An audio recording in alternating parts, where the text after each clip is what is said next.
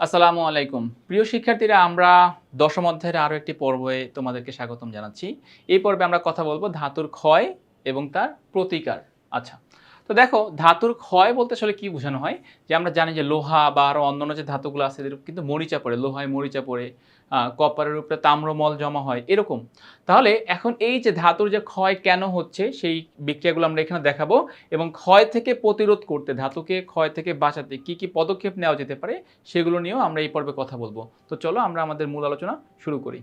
তো ফার্স্টে আসো আমরা এখন একটা সংজ্ঞাগুলো নিয়ে একটা কথা বলি যে আসলে আহ, লোহার বা ধাতুর ক্ষয় বলতে কি বোঝায়। সংজ্ঞা দেখো, বলতেছে লোহা বা লোহার সংকর ধাতুর তৈরি কোনো বস্তু দীর্ঘদিন যদি আমরা রেখে দিই বাইরে, তাহলে আর্দ্র বাতাসের সংস্পর্শে থাকলে তার উপর একটা লালচে বাদামি বর্ণের একটা আবরণ তৈরি হয়।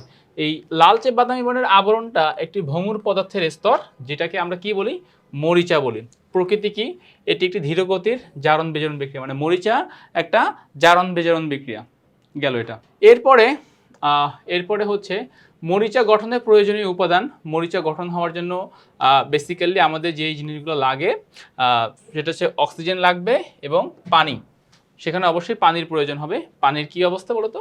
গ্যাসীয় যে অবস্থা থাকে সেই অবস্থা, বা অনেক সময় লিকুইড অবস্থা হতে পারে, এগুলো আমাদের লাগবে। রাসায়নিক গঠন কি? মরিচা মূলত পানিযুক্ত ফেরিক অক্সাইড, যার সংকেত কি বলতো? Fe2O3 N অণু পানি। Fe2O3 N অণু পানি। মরিচা ক্ষয় বলছে, দেখো মরিচা ছিদ্রযুক্ত হওয়ায় এটি লোহার ভিতরের স্তরে অক্সিজেন মানে কি O2 এবং পানি মানে কি H2O পৌঁছাতে বাধা দেয় না, ফলে লোহা ক্রমাগত ক্ষয়প্রাপ্ত হয়, নষ্ট হয়ে যায়। মানে বলতে চাচ্ছে যে যখন মরিচা পড়বে তখন লোহার স্তরের ভিতরে কি অক্সিজেন এবং জলীয় বাষ্প প্রবেশ করতে পারে, ফলে সেগুলা ভিতরগত যে লোহাগুলো আছে ওদেরকেও আস্তে আস্তে বিক্রিয়ায় অংশগ্রহণ করতে বাধ্য করে, এবং একটা সময় দেখা যায় কি সেটা কি হয়ে যায়, ক্ষয় হয়ে যায়। আচ্ছা, এবারে আমরা যাচ্ছি ধাতুর ক্ষয়। দেখো, আমরা মরিচা নিয়ে কথা বলছি। তো ধাতুর ক্ষয়ের মধ্যে শুধু যে মাত্র মরিচাই আসতে পারে এমনটা কিন্তু না। এখানে আরো কয়েকটা পয়েন্ট বলছে যে লোহায় মরিচা পড়া বা লালচে বাদামি বর্ণের আস্তরণ পড়া। নাম্বার 2, তামার উপরে তাম্রমল বা সবুজ আস্তরণ পড়া। নাম্বার 3, রূপার তৈরি গয়না কালো হয়ে যাওয়া। সো এই যে তিনটার কথা বললাম, এই তিনটার কথা এখানে বলেছেন। দেন তারপর বলছে দেখো মরিচা। তো লোহায় মরিচা পড়া একটা কিন্তু জারণ বিজারণ বিক্রিয়া। আমরা এখন সেই পয়েন্টটা ব্যাখ্যা করব যে লোহায় মরিচা পড়া কিভাবে জারণ বিজারণ বিক্রিয়া হতে পারে। প্রথমত আমরা পানি, এই পানিকে আমরা দুই ভাগে ভাগ করি, একটা হচ্ছে হাইড্রোজেন আয়ন, একটা হচ্ছে হাইড্রোক্সিল আয়ন। এরপরে যেটা হয় যে Fe ইলেকট্রন ত্যাগ করে। দেখো এটাকে যদি আমরা একটু ভেঙে এইভাবে দেখাই যে Fe দুইটি ইলেকট্রন ত্যাগ করে কিসে পরিণত হয়, Fe2+ পরিণত হয়, দুইটি ইলেকট্রন ত্যাগ করে। এখন যদি আমরা Feর পরিমাণ বাড়াই, লাইক Fe একটা ইলেকট্রন দুইটি ইলেকট্রন ত্যাগ করে, মানে একটা Fe দুইটি ইলেকট্রন ত্যাগ করে Fe2+ পরিণত হয়। তাহলে দুইটা Fe যদি নাও তাহলে কয়টি ইলেকট্রন ত্যাগ হবে? চারটা। আর Fe2+ হবে কয়টা? দুইটা। জাস্ট এই জিনিসটা এখানে করা হচ্ছে। তো ইলেকট্রন যেহেতু এখানে ত্যাগ হচ্ছে, এটাকে আমরা তখন বলি কি বিক্রিয়া? জারণ বিক্রিয়া। জারণ বিক্রিয়ার মাধ্যমে এখানে ইলেকট্রন ত্যাগ হচ্ছে। এখন আসো বিজারণ বিক্রিয়া। বিজারণ বিক্রিয়া কি হবে? দেখো বিজারণ বিক্রিয়ায় অক্সিজেন যেটা বায়ুমণ্ডল থেকে আসবে, হাইড্রোজেন আয়ন, এই যে দেখো হাইড্রোজেন আয়ন আমরা কোন জায়গা থেকে পাবো? আমরা শুরুতেই বলছিলাম না যে পানিকে আমরা ভাগ করে হাইড্রোজেন এবং হাইড্রোক্সিল দুইটা আয়নে বিভক্ত করব। এই যে এখানের যে হাইড্রোজেন আয়নগুলো আছে, এই হাইড্রোজেন আয়নগুলো আমরা এখন দ্বিতীয় ধাপে বিজারণ বিক্রিয়ার ক্ষেত্রে আমরা বিবেচনা করব।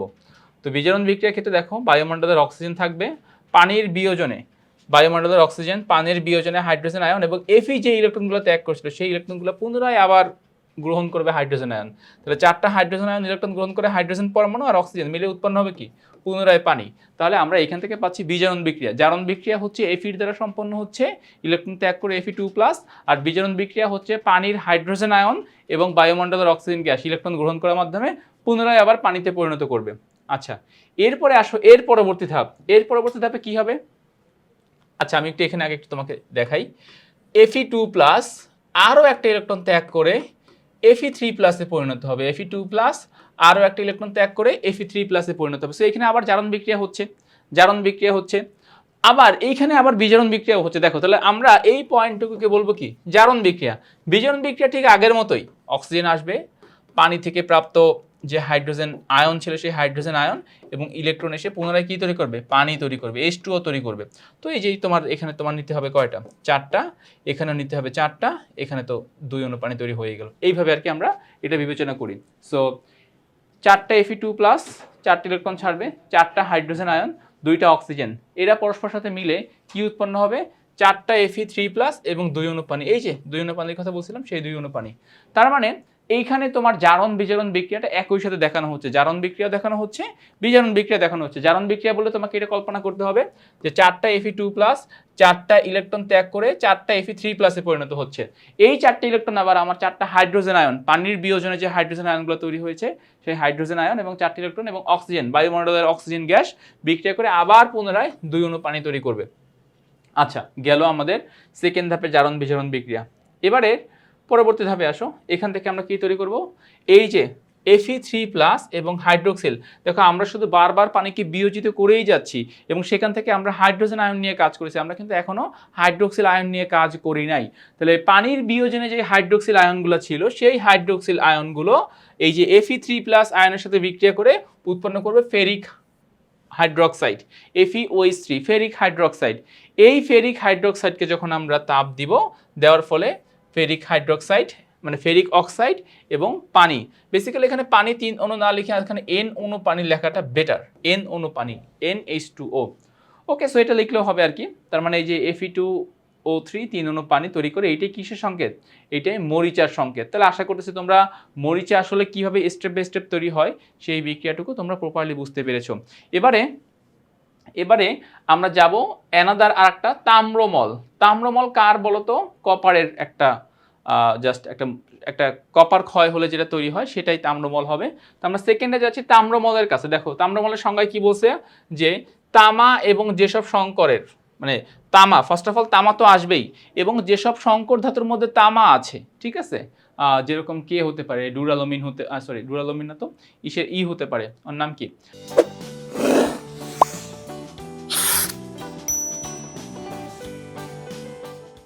যেটা বলতেছিলাম, যেসব সংকর ধাতুর মধ্যে কপার থাকে, যেরকম হচ্ছে অ্যালয়, তারপরে হচ্ছে পিতল ইত্যাদির মধ্যে যে থাকে, তাহলে এরা কি করতে পারে, দেখো যে দীর্ঘদিন আর্দ্র বায়ুর সংস্পর্শে থাকলে সেগুলোর উপর এক ধরনের নীলাভ সবুজ আস্তরণের সৃষ্টি হয়, এটাকে তাম্রমল বলে। তাম্রমল হলো ক্ষারকীয় কপার কার্বনেট, এই যে কপার কার্বনেট, এবং পাচ্ছি কি কপার হাইড্রোক্সাইড। সো কপারের তাম্রমলের উপাদান হচ্ছে কপার কার্বনেট এবং কপার হাইড্রোক্সাইড। আচ্ছা, এরপরে হচ্ছে গঠনের কারণ, যেটা বললাম যে বায়ুমণ্ডলের অক্সিজেন এবং জলীয় বাষ্পের সাথে বিক্রিয়া করে এই সকল উপাদান তৈরি করে। প্রভাব, মরিচের মতো তাম্রমল ক্ষতিকর নয়, বরং এটি একটি রক্ষাকারী স্তর। মানে ব্যাপারটা একটু ফলো করো, ধরো এটা একটা কপার, এই যে এটা কপার বললাম, তাহলে এর উপরে একটা তাম্রমলের স্তর সৃষ্টি হয়েছে। তার মানে কি, এই তাম্রমলের স্তরটা কপারকে অ্যানাদার ক্ষয় হওয়া থেকে রক্ষা করবে। তাম্রমল হচ্ছে ভালো দিক, যে হয়ে গেলে সেই কপারের উপরে আর কোনো মানে স্তর পড়বে না। তো এখানে এই কথাটাই বলতেছে যে রক্ষাকারী স্তর হিসেবে কাজ করে, যা ধাতুর ভেতরের অংশকে ক্ষয় হওয়া থেকে রক্ষা করে। ধাতুর ভিতরের অংশকে ক্ষয় হওয়া থেকে রক্ষা করে কে, তাম্রমল। আচ্ছা, গেল এটা। তো তাহলে আমরা এইটুকু অংশ বুঝতে পারলাম যে ধাতুর ক্ষয় বলতে আসলে যদি আমরা লোহার কথা চিন্তা করি সেটা হচ্ছে মরিচা, আর যদি আমরা কপারের কথা চিন্তা করি তাহলে সেটা হচ্ছে তাম্রমল। তো আমাদের ক্ষয় সংক্রান্ত আলোচনা শেষ। এবারে আমরা যাব এই ক্ষয়টাকে আসলে আমরা কিভাবে প্রোটেস্ট করতে পারবো সেই ব্যাপারে। তো আসো, ধাতুর ক্ষয় রোধ করার জন্য আমরা কয়েকটা পদক্ষেপ আসলে নিতে পারি। এক নাম্বার হচ্ছে রং করা, যেটা হচ্ছে মানে খুবই একটা নর্মাল প্রসেস। গ্রাম অঞ্চলের মানুষজন কি করে, দেখবে যে লোহা বা কাঠের তৈরি জিনিসের উপর রং করে দেয়। এখন লোহা তো ক্ষয় হয়ে যেতে পারে, কাঠ ক্ষয় হয় না, তারপরে রং করলে জিনিসটা বা বার্নিশ করলে অনেক ভালো থাকে। বার্নিশটা আবার কাঠের উপরে করে, লোহার উপরে বার্নিশ সাধারণত করে না বা হয় না। আচ্ছা, দেন হচ্ছে ইলেকট্রোপ্লেটিং। সব থেকে সায়েন্টিফিক ওয়ে হচ্ছে বা সব থেকে মানে ইফেক্টিভ ওয়ে হচ্ছে ইলেকট্রোপ্লেটিং। এবারে আমরা জানবো ইলেকট্রোপ্লেটিং সম্পর্কে। দেখো তোমাদেরকে এখন সেই ইলেকট্রোপ্লেটিং সম্পর্কে আমি একটা প্রপার একটা ধারণা দিতে চাচ্ছি আর কি। আচ্ছা, সো এই চিত্রটা দেখো একটু। ধরো লোহার তৈরি একটা চামচ বা লোহার তৈরি একটা চাবি, এটা হচ্ছে লোহার তৈরি। এখন লোহার তৈরি চাবিতে জং ধরে যাবে আর কি, সেটা থাকবে না, সেটা স্থায়ী হবে না। তাহলে লোহার তৈরি একটা চাবি, সেটাকে আমরা বসাবো কোথায়, আমাদের ইলেকট্রোপ্লেটিং এর সময় সেটাকে আমরা বসাবো ক্যাথোডে তড়িৎদ্বার হিসেবে। আর এই যে ক্যাথোডে, চাবিকে ক্যাথোডে বসাচ্ছি। আর হচ্ছে ধরো কপার বা সিলভার, যার প্রলেপ দিতে যাচ্ছি আমি সেটাকে বসাবো আমি অ্যানোডে। এখন কপারের প্রলেপ দিতে যাচ্ছি, সো কপারকে আমরা অ্যানোড হিসেবে বসাবো। তাহলে ফার্স্ট জিনিসটা হচ্ছে এরকম যে তুমি যার প্রলেপ দিবা, মানে ওই বস্তুর উপরে যার প্রলেপ দিবা সে বসবে অ্যানোডে, আর যার উপরে প্রলেপ দিবা সে বসবে তোমার ক্যাথোডে। আচ্ছা, ক্যাথোড, এটা কিভাবে লেখা যায়, ক্যাথোড। আচ্ছা, গেল। এবারে হবে কি দেখো, এবারে হচ্ছে জারণ বিজারণ বিক্রিয়া হবে। তো জারণ বিজারণ বিক্রিয়া কিভাবে হবে, এই যে আমাদের যে অ্যানোড দণ্ড ছিল, আচ্ছা আমরা চিত্রটাকে আমরা চিত্র থেকে এটা সহজে বুঝাই দিই, তাহলে আরো ভালো বুঝতে পারবা। খেয়াল করো, এখানে এখানে এই যে তোমাদের কপার দণ্ড আছে, সেই কপার দণ্ড থেকে কপার ধাতু 2টা করে ইলেকট্রন ত্যাগ করে কপার 2+ হিসেবে পরিণত হবে। 2টা করে ইলেকট্রন ত্যাগ করে কপার 2+ হিসেবে পরিণত হবে। আবার অপর দিকে তোমার এই যে দেখো কপার আয়ন যে তৈরি হয়ে গেল, অবশ্যই এখানে আমাদের দ্রবণে একটা যৌগ লাগবে, যে যৌগের নাম হচ্ছে কপার 2+ এবং sulphate 2- copper sulphate. Copper sulphate, copper sulphate, কারণ আমরা যার দণ্ড নিব তার আয়ন তো দ্রবণে দ্রবীত অবস্থা থাকতে হবে।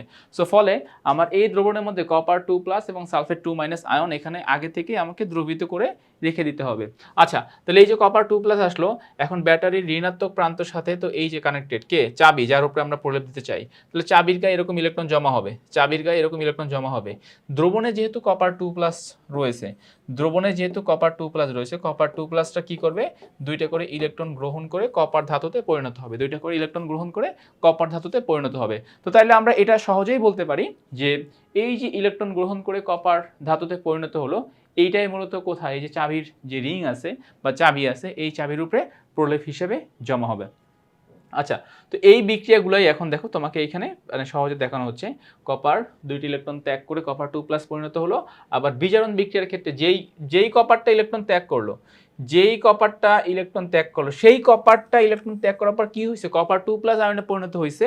এই কপার 2+ আয়ন 2টি ইলেকট্রন গ্রহণ করে কপার ধাতু হিসেবে জমা হবে কোথায় বলতো, ক্যাথোড তড়িৎদ্বারে। কার উপরে, যার উপরে আমরা প্রলেপ দিতে চাই তার উপরে সে এটা জমা হবে। আচ্ছা, গেল এটা। আরেকটা প্রসেসের নাম হচ্ছে গ্যালভানাইজিং। দেখো গ্যালভানাইজিং মানে কি, কোনো বস্তুর উপরে যখন আমরা জিঙ্কের প্রলেপ দেই, জিঙ্কের প্রলেপ দেই, এই জিঙ্কের প্রলেপ দেওয়াটাকে আমরা বলি গ্যালভানাইজিং। সো মনে রাখবা, ইলেকট্রোপ্লেটিং এর মাধ্যমে তুমি যে কোনো বেশি সক্রিয় ধাতুর উপরে কম সক্রিয় ধাতুর প্রলেপ দিতে পারবা। বাট যদি তুমি কোথাও জিঙ্কের প্রলেপ দাও, শুধুমাত্র জিঙ্ক, সেই ক্ষেত্রে আমরা সেই টার্মটাকে বলা হবে গ্যালভানাইজিং। আচ্ছা, আর আর আমরা আরেকটা কাজ করতে পারি, দেখো যে ধাতুর পুনর্প্রক্রিয়াজাতকরণ, অর্থাৎ অনেক সময় যেটা হয় যে ব্যবহৃত বা বজ্র হিসেবে ফেলে দেওয়া পরিত্যক্ত ধাতব পদার্থ সংগ্রহ করে সেগুলোকে গলিয়ে আমরা পুনরায় আবার সেই ধাতুগুলোকে কি করতে পারি, ব্যবহার করতে পারি, ব্যবহারের উপযোগী করে তুলতে পারি আর কি। এটাকে আমরা ধাতুর পুনর্প্রক্রিয়াজাতকরণ বলা হয়। যেরকম এখানে একটা কথা বলছে দেখো, যে অ্যালুমিনিয়ামের যে হাঁড়ি পাতিলগুলো আমরা দেখতে পাই, এই অ্যালুমিনিয়ামের হাঁড়ি পাতিলের লোহা হতে ধাতু পুনর্প্রক্রিয়াজাতকরণ করা হয়। আমেরিকায় ব্যবহৃত 21% কপার এবং ইউরোপে ব্যবহৃত 60% অ্যালুমিনিয়াম এই প্রক্রিয়ায় তৈরি হয়। অর্থাৎ অ্যালুমিনিয়ামের মধ্যে, অ্যালুমিনিয়াম টোটাল ইউরোপের 60% অ্যালুমিনিয়াম এবং আমাদের 21% কপার, আমেরিকাতে 21% কপার আর ইউরোপে 60% অ্যালুমিনিয়াম, এই ধাতুর পুনর্প্রক্রিয়াজাতের মাধ্যমে তৈরি করা হয়। অর্থাৎ ধাতু যেহেতু মূল্যবান জিনিস, এগুলোকে নষ্ট না করে এগুলোকে যেন আমরা কাজে লাগাতে পারি, সেই হিসেবে আমরা এই সকল ধাতব পদার্থকে ব্যবহার করে থাকি। তো ওভারঅল আমরা এখন এইটাই বলতে পারি যে ধাতুর ক্ষয় রোধ করার ক্ষেত্রে আমরা কি কি প্রসেস ফলো করি। নাম্বার 1, আমরা ইলেকট্রোপ্লেটিং প্রসেসটা আমরা ফলো করতে পারি। আমরা রং দেওয়া, যেটা হচ্ছে গ্রামীণ যে প্রসেস, সেই প্রসেসটাও আমরা অনেক সময় ফলো করে থাকি।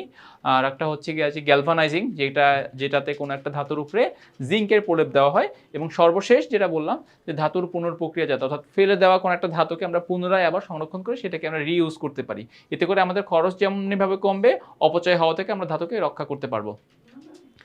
তাইলে এই পর্বের একদম সর্বশেষ পর্যায়ে আমরা চলে এসেছি। আমরা বেসিক্যালি 2টা পার্ট এখানে ফোকাস করেছি। ধাতু কিভাবে ক্ষয় হয়ে যেতে পারে নাম্বার 1, এবং সেই ক্ষয় হয়ে যাওয়া ধাতুকে আমরা কিভাবে রক্ষা করতে পারি। সো আমি আশা করতেছি তোমরা এইটুকু অংশ প্রপারলি বুঝতে পেরেছো।